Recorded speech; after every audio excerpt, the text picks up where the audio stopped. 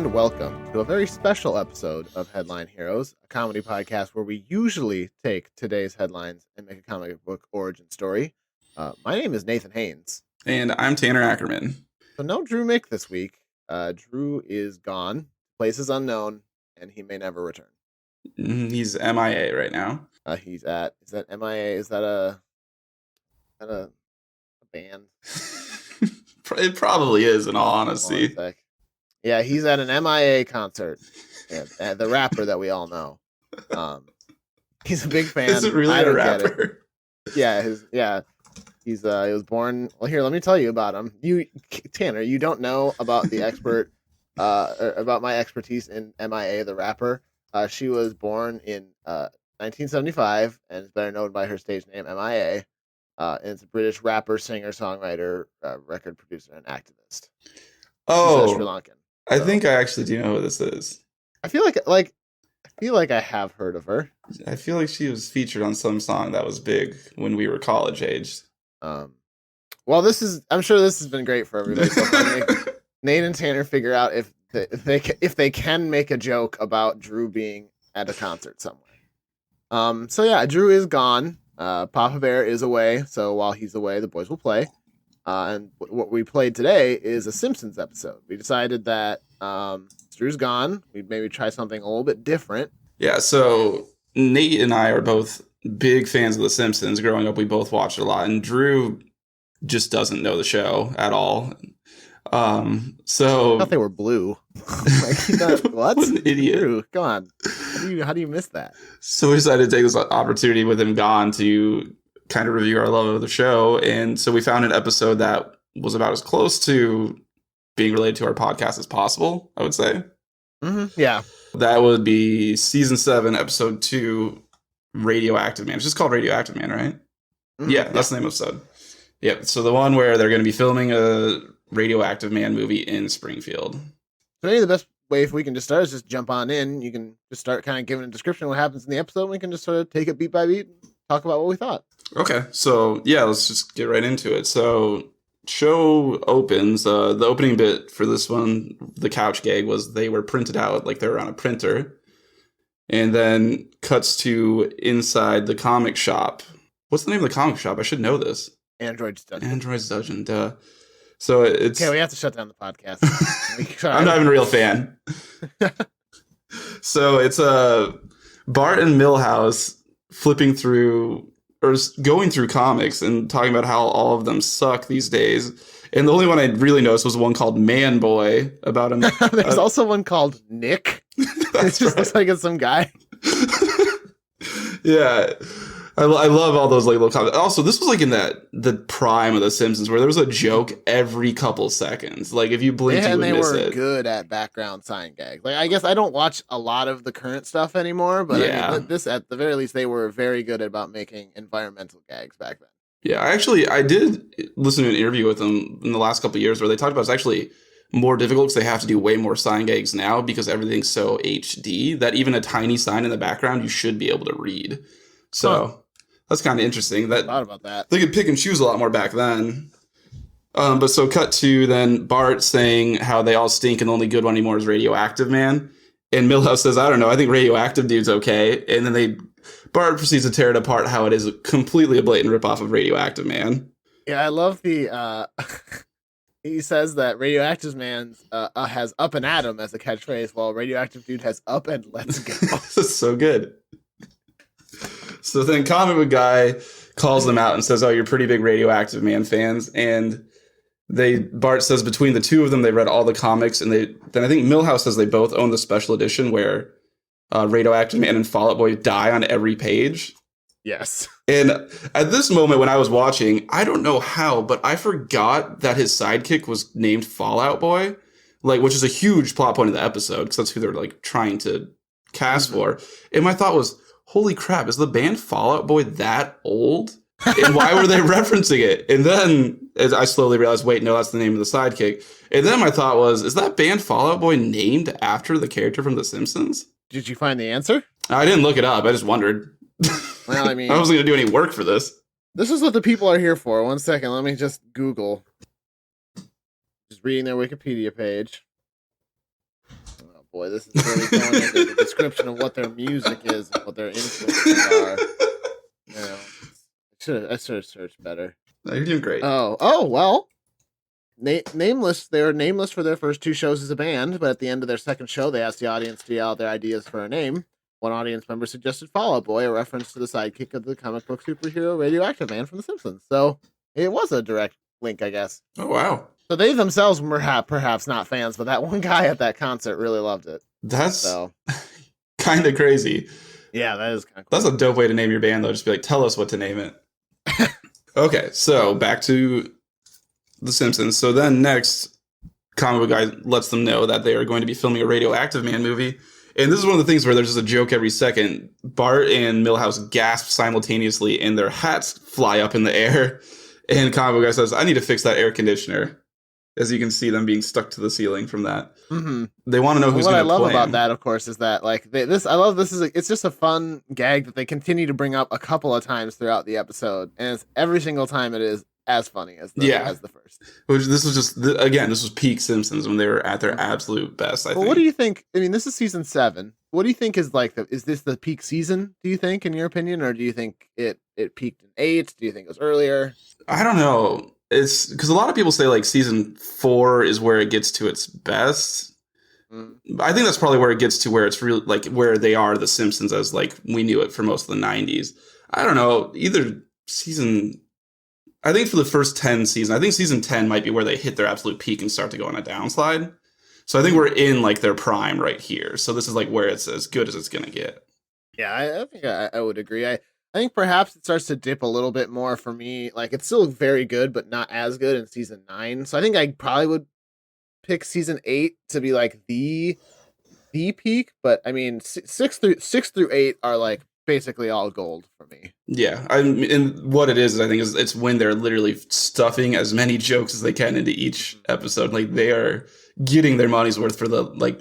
What would the runtime have been then? Like 22 minutes or 25 minutes? Yeah, it would have had to be around then. I don't see a runtime on the website here, but I have to imagine it was around then at that time. And yeah, that's another thing too, because of more commercials, they don't have as much time for as many jokes now. So where were we? Oh, so they just found out about the movie. So they want to know who's going to play the lead character. So comic book guy goes over to his computer. And I love this because it's like in 1995, the internet was still kind of like, oh, this is like a mysterious thing. And it's like him typing on the internet and it cuts to another nerd who cuts to another nerd who cuts to another nerd and then cuts to Prince for some reason. Yeah, I was like, is that Prince? Yeah, I didn't get that part of the joke. I don't know if that was someone specific in 1995 that was hilarious right then, but I didn't get it. It was kind of funny though. But also I liked funny. I still like seeing it, but I liked how they like treated the internet like it was something that like you had to like light torches like on a path to warn like the village that someone's coming. That's what it felt like to me. Because Gondor calling for aid. Like right. Damn. Lord of the Rings thing. No, I think I got it. Okay. And then so damn, you're not even here and you're getting hit by seeing those movies. I know. I really need to just sit down and watch those. And then the final dude that's on some guy on a laptop, which was Wi-Fi a thing in 95? It must have been, right? It had to be. That or the Simpsons called it. But he's sitting underneath the table at like the Hollywood like executive meeting for the movie. And they're trying to pitch who's going to play the lead character. And some guy says, I don't know if the name was a reference to something that I didn't catch, but it was like whoever played him in the 60s. And basically it cuts to a spoof of the Adam West Batman series. Oh, yeah, they want to avoid the campiness of the original. Yeah, I loved that whole flashback to that, too. I thought it was hilarious. Because he's fighting, like, what is the name of it? It's like a scout leader, but what is the name of the... Oh, what is it? The Boy Scout... Scoutmaster. Yeah, so that whole scene is very good. And I like they have, when they hit people, you know, they throw up the pow, slam, exclamations, and one of them is Bort. I didn't catch that. I've watched so many of these episodes so many times, and this is the first time I ever saw Bort was in there. That's so great. So then it's them trying to decide where to film next. Yeah, they're looking through a magazine of locations, which I don't know if that was ever a thing. Maybe, I don't know, but like a magazine of like, come film in Utah, come film in New York, etc. But then they spy. They you're not allowed to see what they're looking at in this particular frame. They go, "My God," and you think they're looking at some very impressive advertisement, but instead it's this. Springfield has an ad in the bottom left-hand corner of one page in black and white, and it's 2 words, and it's Flim Springfield. And they made the comment that they're so good they don't have to spend money on big advertising or correct spelling. I also found it hilarious how they said, specifically, we need a town with a nuclear reactor and a gorge, which are 2 pretty big things in Springfield. Yeah, very specific. The other clever thing I really liked was he said, get me connected to whatever state Springfield is in. They have at this point, like, yeah, they still, to this day, there's no, like, specific location they're at, right? Like, even in the Simpsons movie, they, like, have it bordered by 4 states that are all across the United States. Which is, I can't remember what they are, but it's there's no connection at all. And that was one of the best bits in that movie, in my opinion. That was good. Yeah, right behind Bart's penis. Yeah, got it. Yep, number 2. So then they come to Springfield, and they're right away. Are they looking for Fall Out Boy? Is that basically the the order of? I apologize because I can't remember for sure, because I know there's a part where it cuts to Moe's Tavern where they're talking about the fact that the movie's coming to town, and we discover that Moe was in the original. What the hell's the group called? Little Rascals. Little Rascals. God. Yeah. He was smelly. He was smelly, and he was the best at getting a exhaust pipe to fire into his face and have black soot all over his face. And then it cuts to him, like, the reason he stopped being one of the Little Rascals, it does the bit where, like, a ball falls into a tailpipe, but instead of him getting into it, Alpha does. And so Moe starts to beat him up because he's upset he took his bit. And it cuts back, and turns out he actually killed him. He said, thankfully, he was an orphan owned by the studio, so he wasn't charged with murder, which is so messed up, but so funny. Yeah, this is like some good peak Weird Moe. Like, absolutely. Weird Moe history. Moe's one of the best side characters. He really is. So then, I don't remember. I don't remember what order for sure, but that Moe thing happens. Then it cuts to the Springfield Elementary in Bart's class, and Skinner comes over the intercom, and he screws up Radioactive Man's name. Does he call him Radio Man? Yeah, because then Nelson yells out Radioactive Man. And then Principal Skinner says, "Strange, I shouldn't have been able to hear that." I love that. There's some good ways to do meta jokes, and there's some bad ways to do meta jokes, and that's like sort of a fun. I love that kind of meta joke. Yeah, like, that was so funny. And then he announces that they're going to be casting for Fall Out Boy right in the school, even. And then everyone gasps, and you see everyone's hats shoot up to the ceiling again. And he announces that the air conditioning will be fixed later today. So at this point they start looking for all the actors, and we see them lining up to basically try out to be Fall Out Boy. Yep, right outside the principal's office. And I believe the first audition you're seeing is Ralph Wiggum, if I'm not mistaken. And it's the lunch lady who's reading the lines to the kids. And so Ralph just asks her what's for lunch tomorrow instead of saying the lines. And the director yells next, and Ralph just says chicken next. Which is so simple, but I love Ralph. He's so funny. Ralph is so good. When they're in line, there's a scene where Bart comes out, and Bart does his impression for Fall Out Boy, and everybody's so impressed with it. And then he does another, he says it's all in the delivery, and he does another line, and he goes, "Now is the winter of our discontent." And Ralph just goes, "Oh no!" and runs away. I forgot. I don't know what he was thinking was happening, but just his "oh no" run away is so good. Again, there's so many jokes, it's easy to forget them, honestly. So then, yeah, Bart is all about wanting this role, and then he auditions next that we see, and the director absolutely loves his delivery. He even stands up and says, "We found our Fall Out Boy," is what I would be saying if you were 1 inch taller. Or is it 2 inches taller? 1 inch. 1 inch taller. So that night, Bart is trying desperately to grow. Like, he starts out by having Snowball 2 and Santa's Little Helper pull him on ropes, and they both just kind of give up right away. Yeah, so he tries to get the animals to pull him. He wears a vertical suit, like a vertical striped suit, and these large platform shoes. And spikes his hair more. But before It's very that, shocking. he runs downstairs to measure his height, like on the wall where his height had been measured before. Before all this. And he's like, oh, only half an inch, which is ridiculous overnight. And Marge even points out, that's pretty good for a night, Bart. And Lisa says, yeah, you're growing at the rate that Grandpa's shrinking, which is another great, just quick little joke where you see Grandpa's forehead walking by the table. And he says, I'm as tall now as I ever was. And he's clearly shorter than the kitchen table in that shot. You see the tip of his head.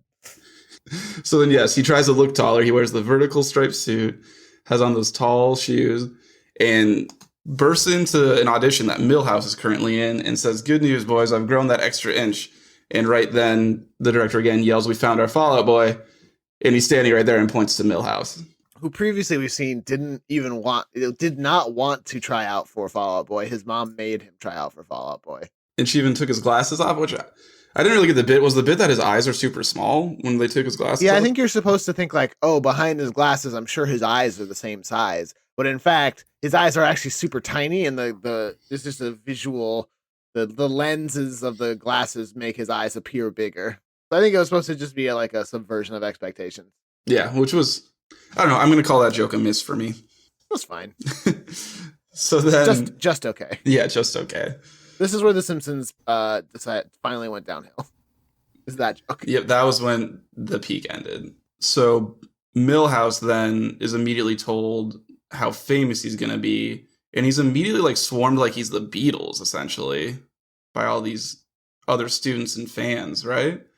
Absolutely. Which, I don't know. Do kids care about child stars? I don't know. I mean, I get obviously. We don't really have an equivalent, do we? Because there's no superhero movie right now out with like Batman. Whenever they do Batman and Robin, they never do Batman and like a young Robin because that would be really weird. So the Robin is always like 17 or older.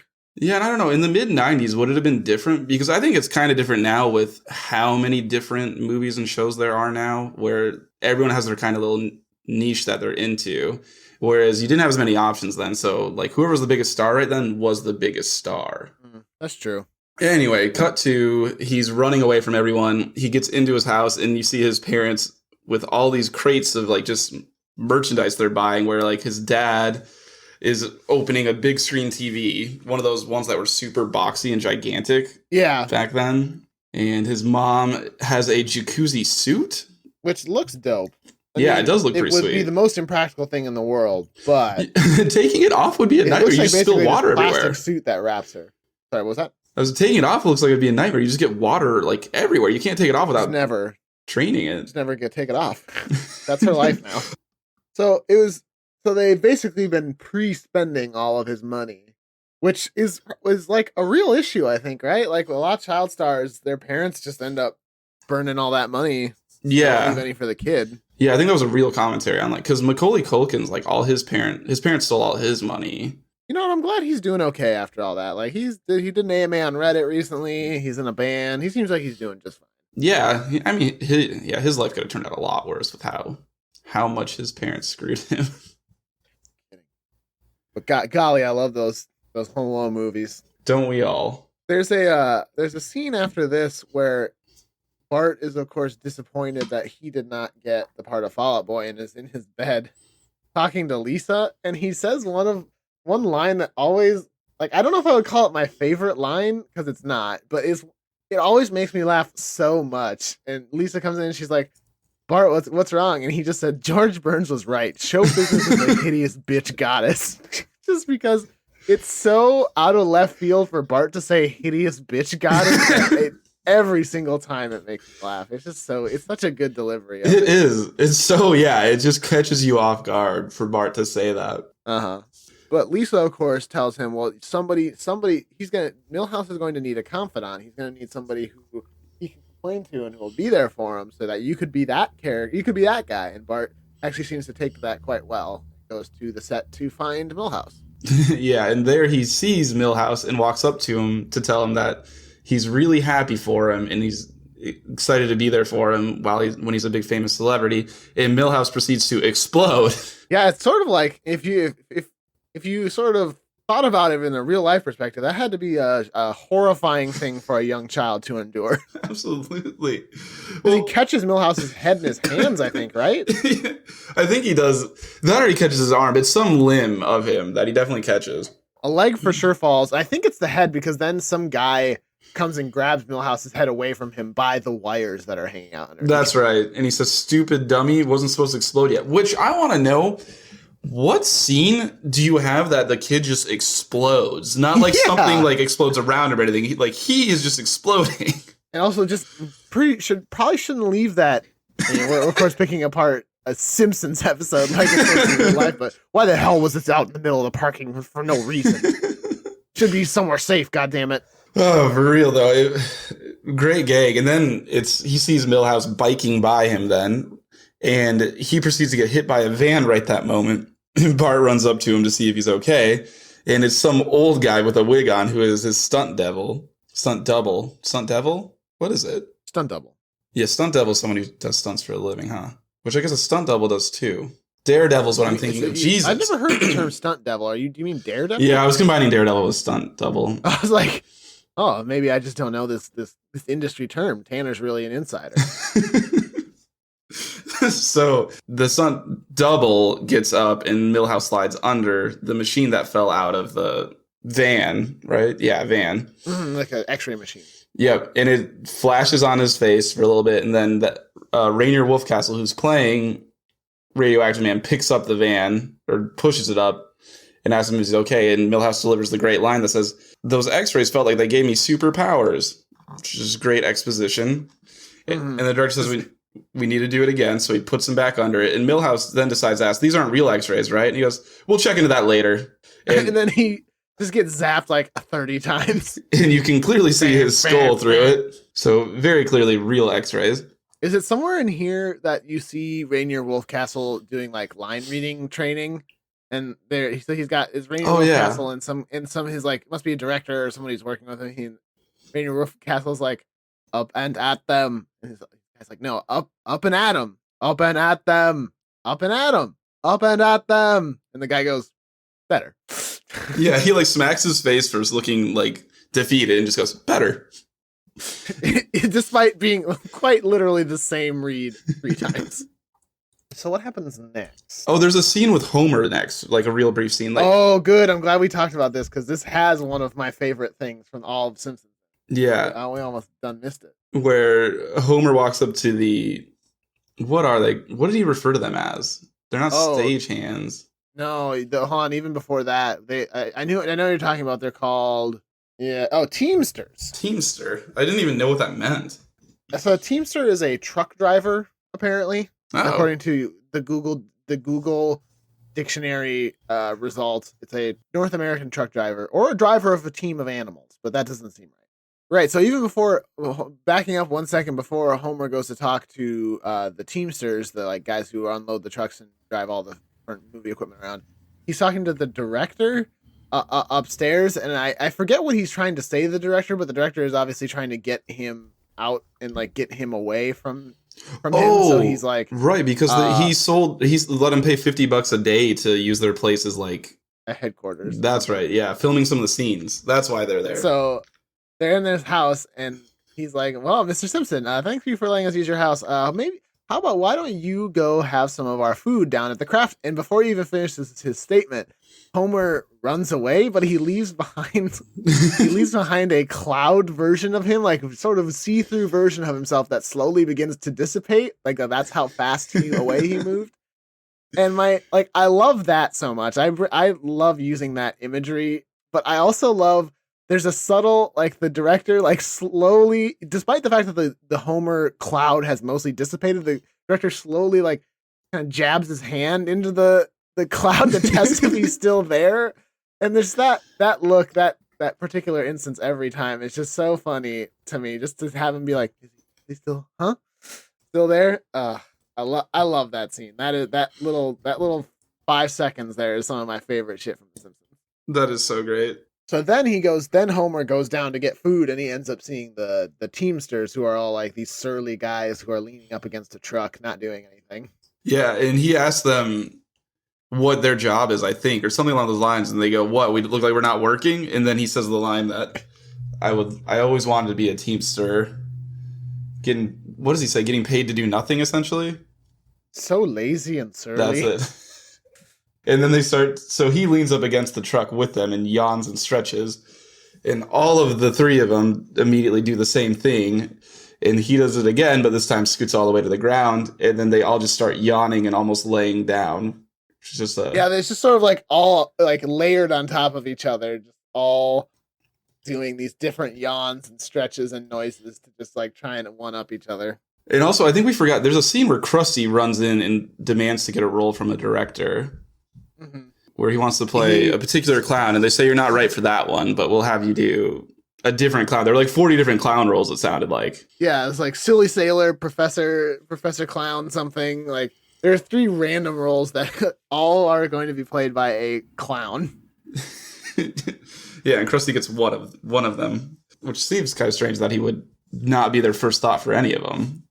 Mm-hmm. But so then, back to the main story, Bart... Where is he? He goes to Milhouse's trailer then and sees all this awesome stuff. Like there's an arcade machine, a bunch of catered food. And he's telling Milhouse that you've got it made. And Milhouse clearly hates his life at this moment. Yes, he talks a lot about how much work it is to be Fall Out Boy and how he has to keep doing the same scene over and over and over again. The director comes in and he's like, Bart, of course, I don't think believes him, probably. That he doesn't think it's as bad as it is. And the director comes in and he says, "Milhouse, we have to do the Jiminy Jilliker scene again." And Milhouse is like, "We did it. It took 7 hours, but we did it." And he's like, "Oh, but now we have to do it from different angles and different deliveries." Which I believe causes Milhouse to run away, right? Yeah, at that point, like it cuts to the next scene, which is in like a little valley, like a machine type valley from the nuclear plant. Oh yeah, so it's sort of like, I don't know what it would actually be in real life. It looks like it's just sort of like it's a hall, I guess. Yeah, a large metal hall. And the director starts out by saying, "This is the most expensive scene in the movie, and we've only got one shot at it, so everyone has to get it right." And there's Radioactive Man is tied up on a pillar in the middle of all this, and you can see like this giant vat of nuclear waste that's going to get dumped down. And the director mentions that it's real, so goggles, everyone.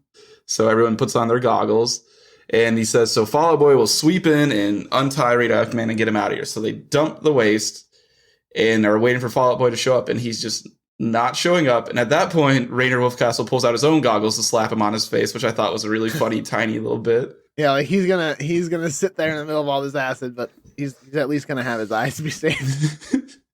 And so they keep waiting for Fall Out Boy to show up, but he doesn't. So it eventually like eats away at the pillar, and Radioactive Man falls in, and he delivers one of the top 20 lines in Simpsons history, probably. Where he starts saying, "The goggles, they do nothing."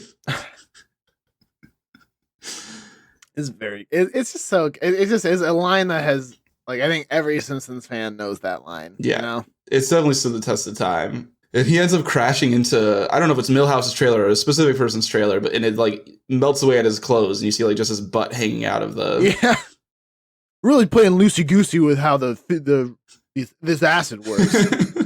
Hope someone got fired for that blunder.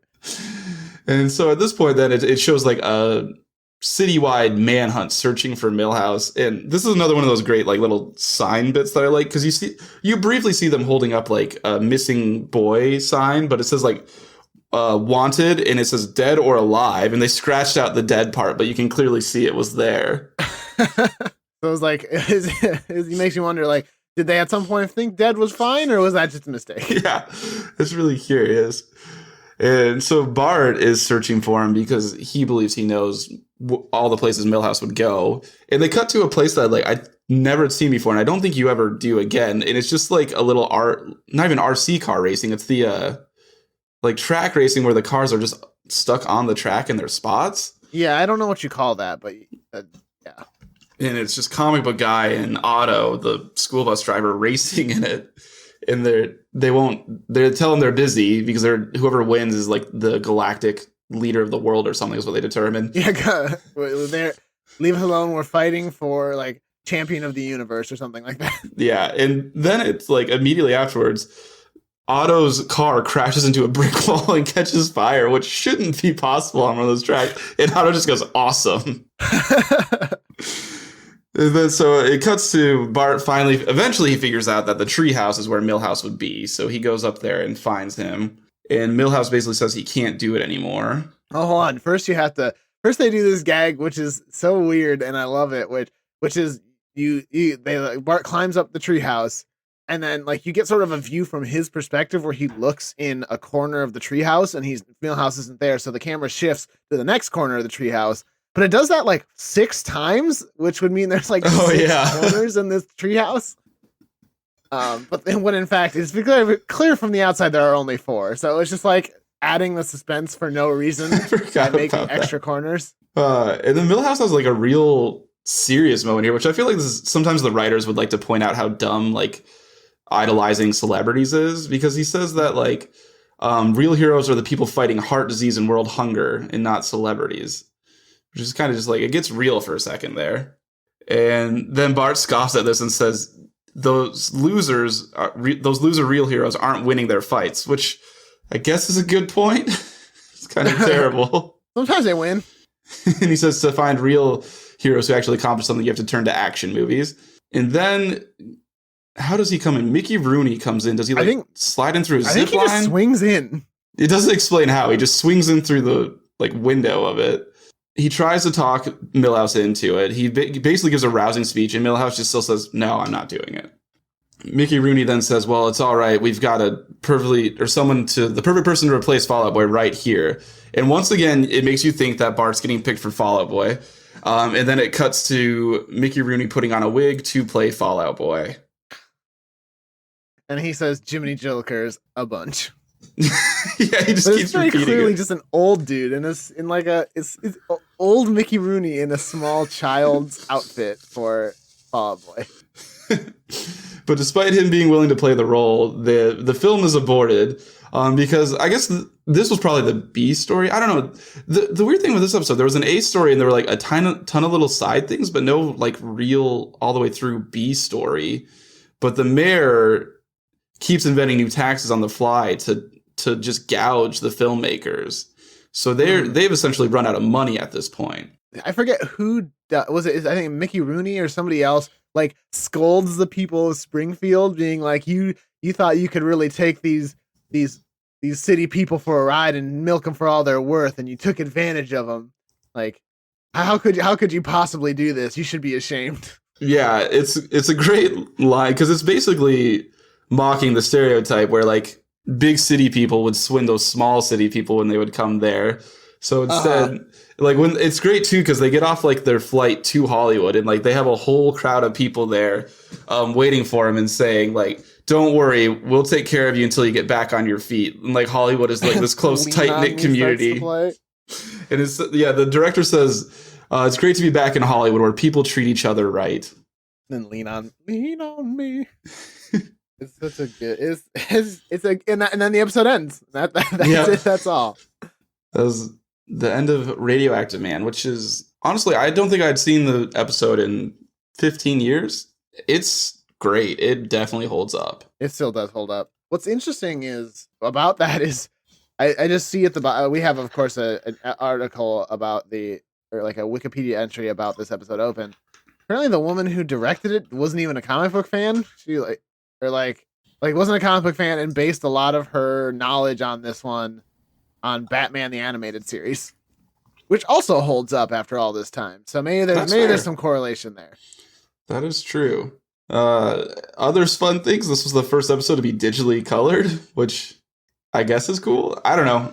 I didn't really notice much of a difference, but I also didn't watch any episodes around it, so it's not really fair. Well, I think honestly that's part of the thing. It should be that I guess it shouldn't be that as easy to notice because I think it's mostly a thing that we would never know. It's just easier for them to get the coloring done, and I think probably easier to fix mistakes. Yeah, like if they accidentally made in one scene Bart's eyes like red or something, it would be a lot easier to fix that in a digital colored thing. Whereas if they had actually colored all these cells, it would take a long time. True, I guess, because there are older episodes I would watch where like it's a winter episode, but if it's like a scene where they're inside the house, you can clearly see out the window it's summer out and like everything's green.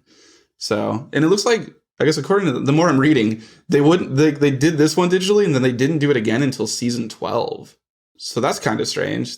It was new at the time, I guess. It looks like they didn't switch permanently till 14. I wonder what made them Like, decide to do it this time.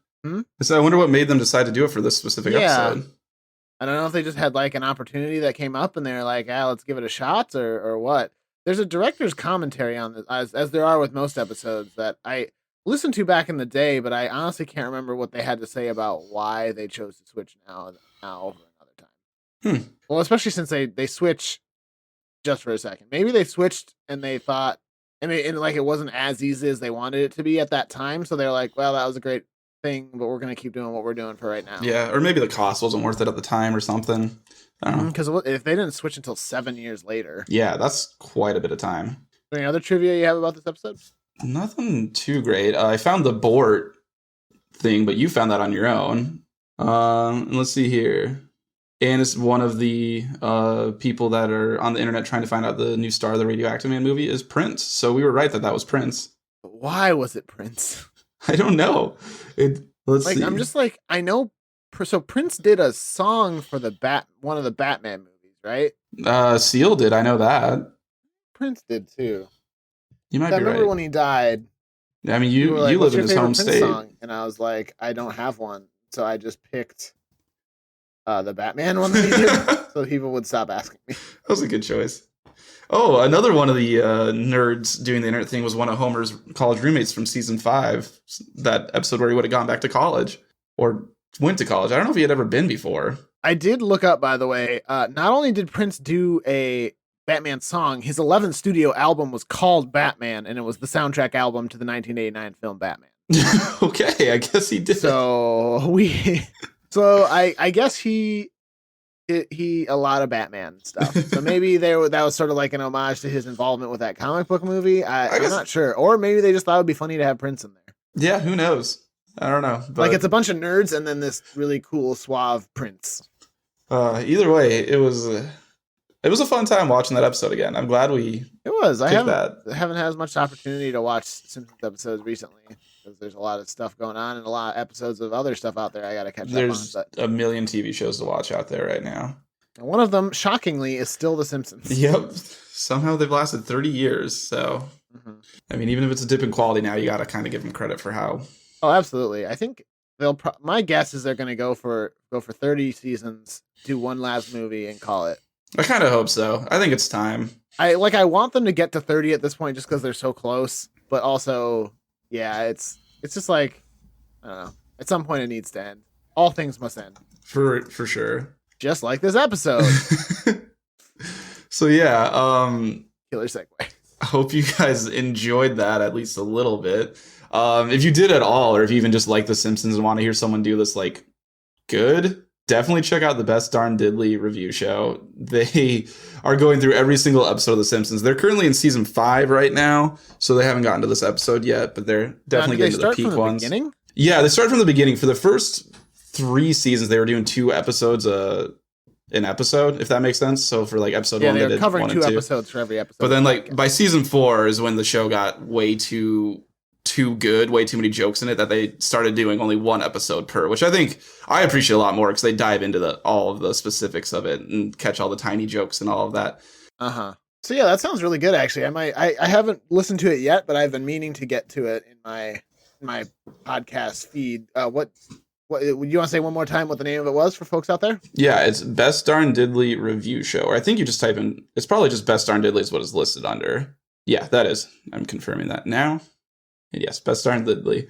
And yeah, if you like The Simpsons at all, especially the early episodes, it's pretty awesome to listen to because it almost like if you watch The Simpsons enough, you can picture everything they're saying, and it's basically like rewatching the episodes. That would be a good way for me to rewatch the episodes without actually watching them. Exactly. But yeah, so that closes out special edition number 5. I think we confirmed of Headline Heroes. We didn't make any hero or anything this time. We just talked about a superhero related Simpsons episode. At this time, as always, I want to thank Brett Jacobson for creating the art for our show. I don't know if Brett likes The Simpsons or not, but everyone act like he doesn't and just berate him if you ever see him for not liking The Simpsons. I just want to thank Carl Sorensen. Carl did the music that you heard at the beginning of the episode and the music you'll hear after we're done talking here. And he also does any post-production audio producing for our podcast after we send him our audio, and we always appreciate that. If you're interested in working with Carl on this or literally anything else, give him a shout over at carljsorensen.com. So at this point, Drew would normally jump in, give you a quick rundown of everything he normally says, but I guess I'll just do it this time, I guess. If you want Tanner's, that's cool. Yeah.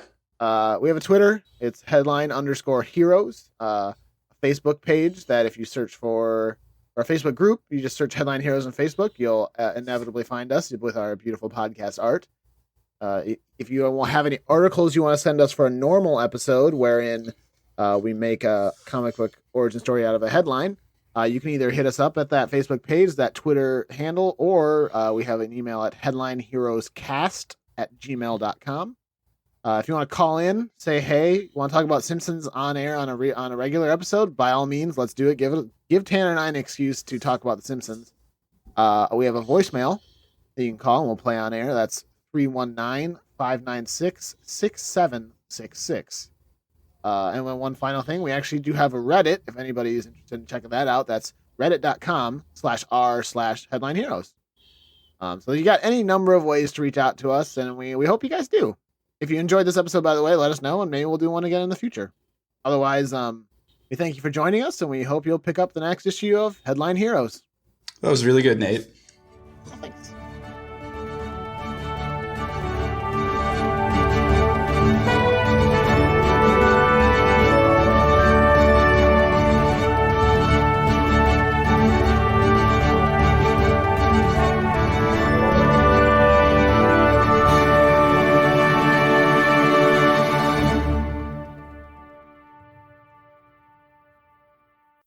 Hello again, everyone. It's Mr. Most Days Off from the Best Darn Diddly Review Show, here with a special message for you from Richie the Whiz Kid.